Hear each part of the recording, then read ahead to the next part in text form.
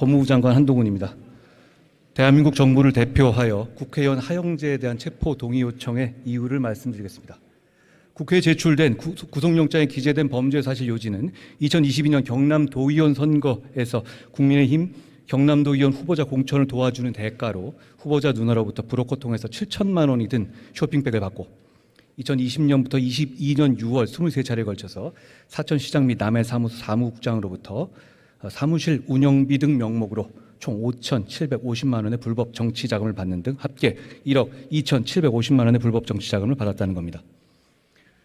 먼저 체포 동의 요청은 구속에 동의해달라는 것이 아니라 다른 국민들과 똑같이 영장심사를 위해서 판사 앞에 나갈 수 있게만 해달라는 요청이라는 점을 말씀드립니다. 저는 오늘 세 가지로 말씀드리겠습니다. 첫째, 증거가 확실한가? 둘째, 혐의 내용 무거운가? 셋째, 증거인멸 등 구속영장을 청구해야 될 사정이 있는가입니다.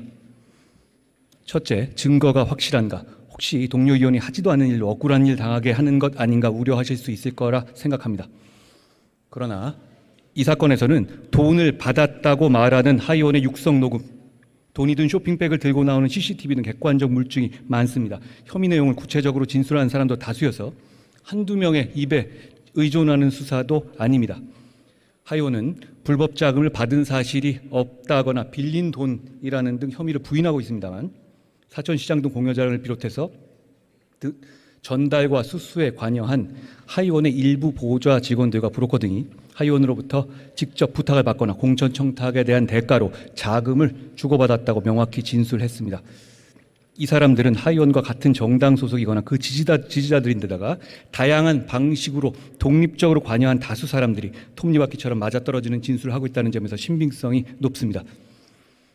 이제부터 물증에 대해서 말씀드리겠습니다. 먼저 공천 청탁과 함께 받은 7천만 원 부분에 대한 물증으로는 하의원은 돈을 받지 않았고 공여자에 대해서 전혀 기억나지 않는다고 주장합니다만 동생 공천 청탁으로 브로커를 통해서 돈을 건넨 공여자가 경선 컷오프 탈락 직후 하의원을 사천의 자택으로 찾아가서 돈을 잘 받은 게 맞냐고 묻자 7천만 원 받았습니다 라고 인정하는 하의원의 목소리가 그대로 녹음된 녹음 파일, 하의원 휴대전화 연락처 메모에 청탁받은 내용, 즉 도의원 희망이라고 메모해둔 자료, 하의원이 브로커가 운영하는 식당에 빈손으로 들어갔다가 브로커가 돈을 담아서 전달했다고 하는 바로 그 쇼핑백을 든 채 브로커와 인사하고 그 식당을 나서는 모습이 그대로 찍힌 CCTV 영상 등이 있습니다.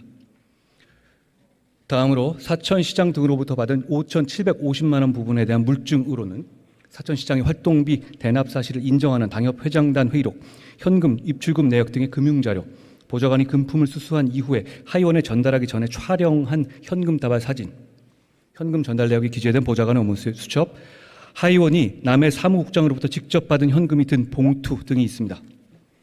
둘째, 혐의 내용이 무거운가? 만약 저 혐의 내용이 사실이라면 검찰 주장대로 지휘고가 불문하고 구속되거나 실형 선고받을 만한 사안인가 하는 점입니다. 국회의원 등 정치인이 공천 헌금 등으로 이 정도 돈 받은 사안에서 거의 예외 없이 구속 기소되거나 실형 확정되었다는 점 말씀드립니다. 2014년에는 당협 사무국장이 천안시 의원 공천과 관련하여 이 사안보다 훨씬 적은 2천만 원 받은 혐의로 구속된 바 있습니다. 현대민주주의에서 정당은 국민 세금 지원받고 민의를 대변해야 하는 공당입니다.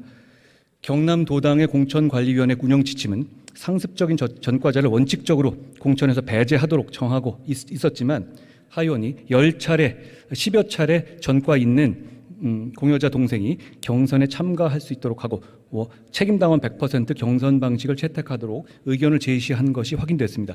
혐의 내용대로라면 단순히 돈을 받기만 했던 것은 아닙니다. 시대가 변했어도 대한민국의 법과 국민 상식이 매간매직 행위를 무거운 범죄로 보지 않았던 적은 한 번도 없습니다. 셋째, 구속영장 청구가 필요한 상황인가? 수사 과정에서 마치 하의원 몰래 보좌관이 알아서 돈 받은 것처럼 꾸미기 위해서 근로계약서를 허위로 작성하는 등 관련 서류를 조작하고 보좌진들이나 관련자들에게 허위 진술을 부탁하고 휴대전화 바꾸도록 했으며 공천 청탁 공여자와 브로커의 변호사 선임료를 대납해 주기까지 한 것이 확인됐습니다.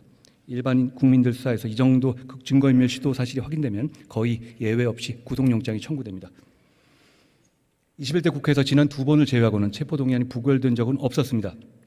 지난 두 번의 체포 동의안이 연달아 부결되는 것을 국민들께서 인내심을 가지고 지켜보셨습니다. 오늘도 지켜보실 거라 생각합니다. 정치적인 유불리나 상황론들 걷어내고 오직 법과 상식을 기준으로 오직 국민의 눈높이만을 두려워하면서 오직 사건만 보고 판단해 주시기를 요청드립니다. 감사합니다.